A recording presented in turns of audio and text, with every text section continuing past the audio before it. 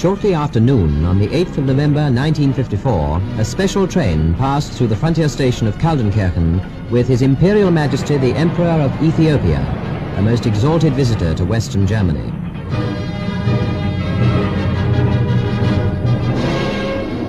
Two hours later, the train drew into the gaily decorated station at Bonn, the federal capital, which for weeks had been preparing for this, the most regal and ceremonial reception given to any visitor since the end of the war.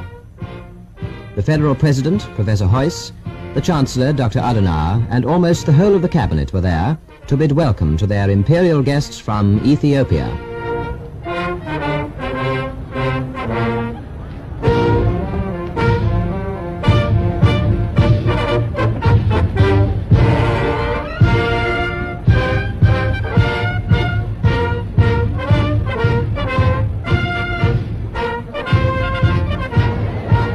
The people of Bonn treated this grey November day as a holiday. All the schools were closed in honor of the visit, and the children thronged the streets, each waving the Ethiopian flag. The emperor, accompanied by the federal president, then drove in a car, also carrying the green, yellow and red standard, to the Petersberg, where His Imperial Majesty and his suite were to stay, the famous hotel with its majestic view across the Rhine. That same evening, a state banquet was given in honor of the royal guests at the Villa Hammerschmidt, the residence of the President of the Federal Republic of Germany. Prominent personalities from diplomatic circles and the cream of society were there to pay tribute to His Imperial Majesty.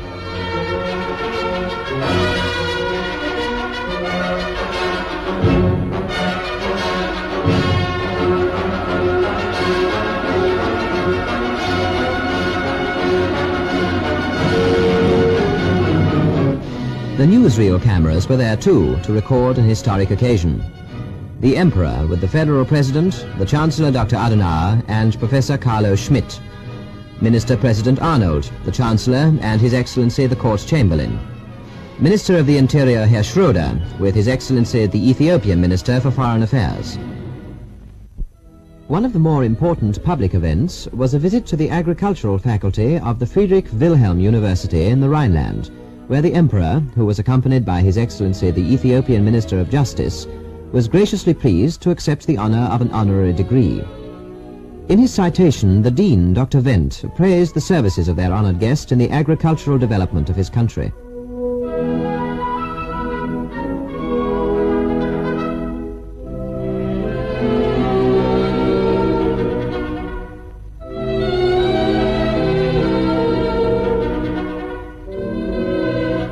And in his reply, the Emperor paid tribute to the great assistance rendered his country by German botanists and explorers.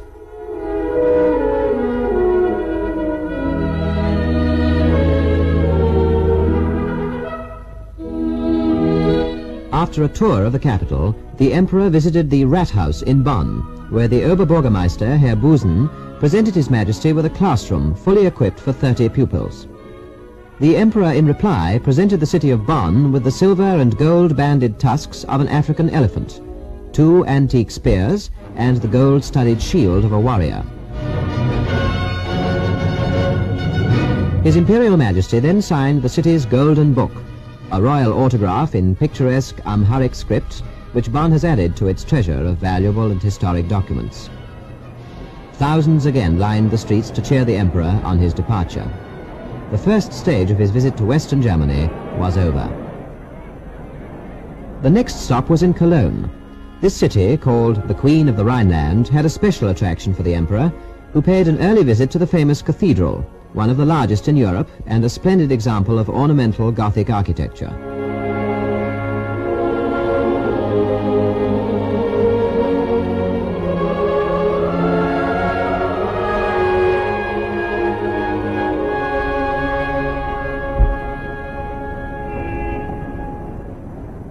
Not only the monuments from the past were of interest to the royal visitor, but also the achievements of today. At the experimental station of the Alwegbahn in the Fullinger Heide, a monorail car gave an impressive demonstration of cheap and speedy transport possibilities for the future.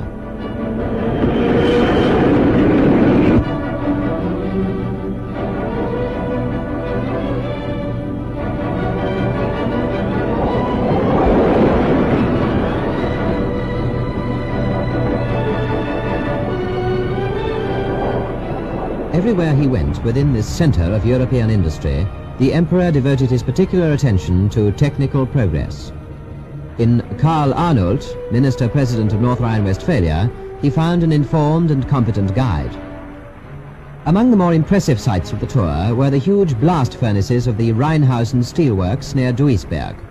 Work was stopped for a few minutes on the arrival of the royal party, and the workers received them with cheers and applause.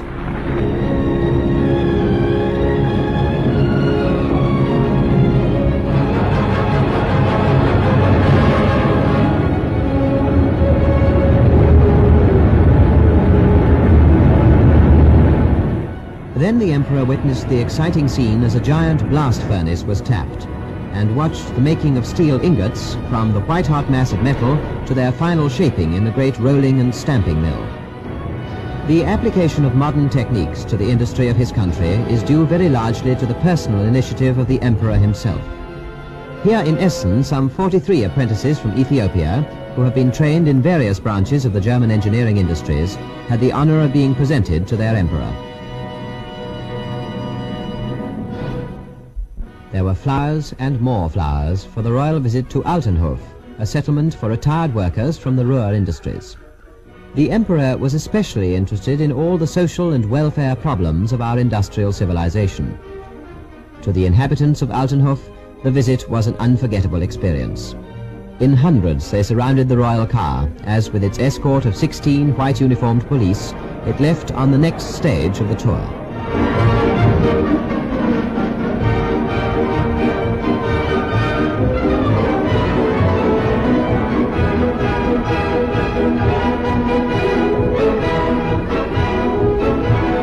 This was to the famous Westphalian stud farm of Warendorf.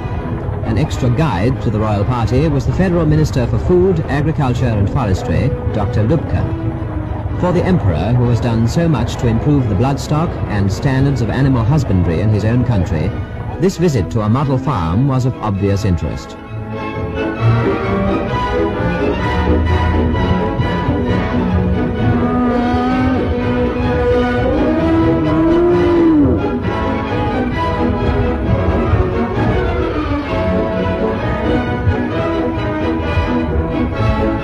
The high spot of the agricultural display was the great parade of stallions, noble animals whose pedigrees and records of achievement make them much sought after in all parts of the world.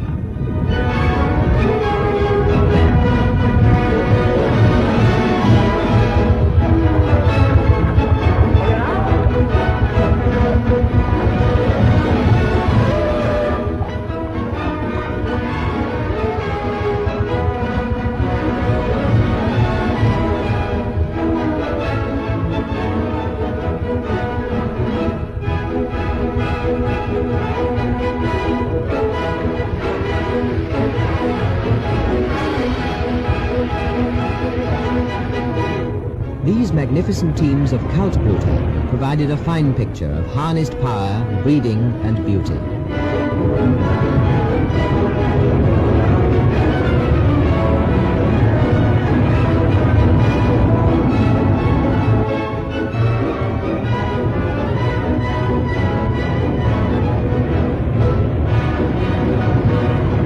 The agricultural machinery at Warendorf is just as well known and esteemed as its famous horses.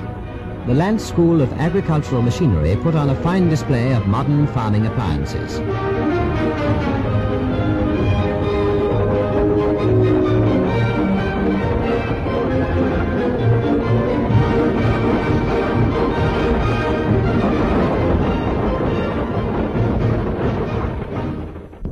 But now the time had come for the last visit of the tour, to the free and Hansa city of Hamburg. The Senate, with Burgermeister Dr. Sieverking at its head, received His Imperial Majesty at the Rathaus, the city hall.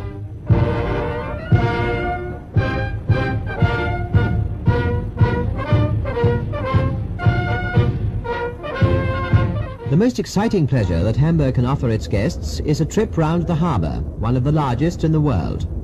The weather on this, the last day but one of the Emperor's visit to Germany, was wonderful. The sun was shining and only the lightest of breezes rippled the water. Ideal conditions for a trip on the river. Baron von Herwarth, who was responsible for the whole of the imperial tour, could hardly have arranged it better. Here, as always, when he appeared in public, the Emperor was met with a warm and friendly ovation. The Senate's barge took the royal guests out among the galaxy of ships from so many different nations. On this particular Saturday afternoon, there were dozens of ships of all sizes and from all parts of the globe, testifying to Hamburg's claim as Germany's gateway to the world.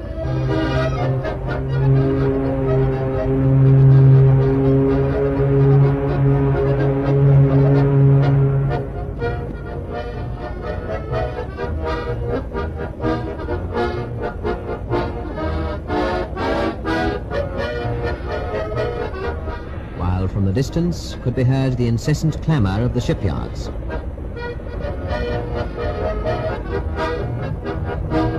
This tanker, the largest ever to be built, caught the especial attention of His Imperial Highness the Duke of Harra.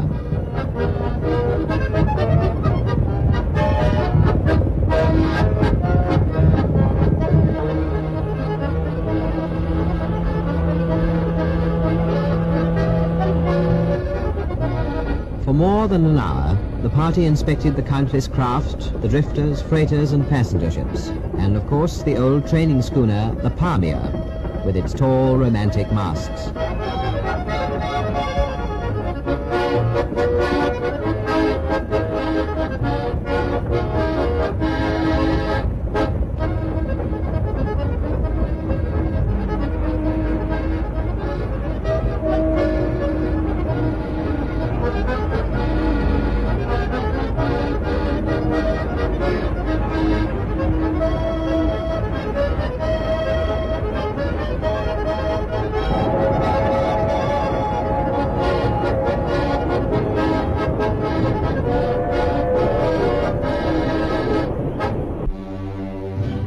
A civic reception marked the end of the royal tour, a tour which had forged a link between two nations.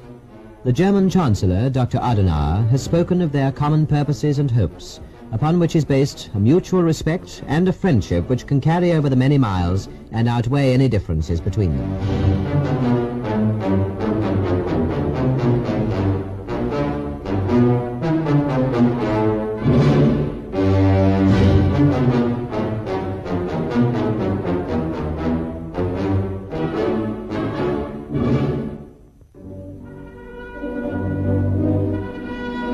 The following day saw the royal departure. At the Dammtor station in Hamburg, a special train was waiting to carry the Emperor on his way to Scandinavia. Before he left, however, His Imperial Majesty showed again that lovable human nature of his, when he presented a golden souvenir coin to an enraptured little boy. Then the last words of thanks and farewell. The 6-day visit was ended, an imperial visit which the people of Germany will remember forever, and with pride.